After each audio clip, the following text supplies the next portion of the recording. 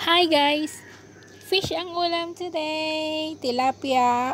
Ito nga at pinaghalo-halo na lahat ng ingredients.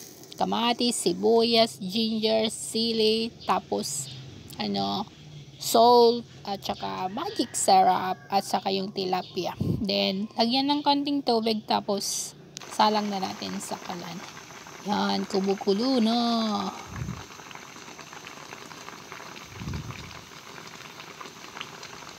Iluto lang natin.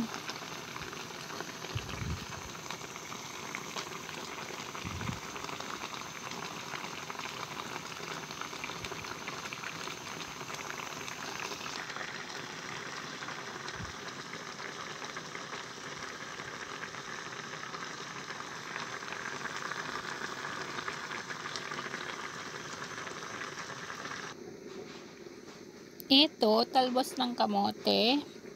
Ilagay lang natin sa ibabaw ng ating niluluto. Ayan. Takpan para maluto. Thank you guys for watching. See you on my next vlog. Bye!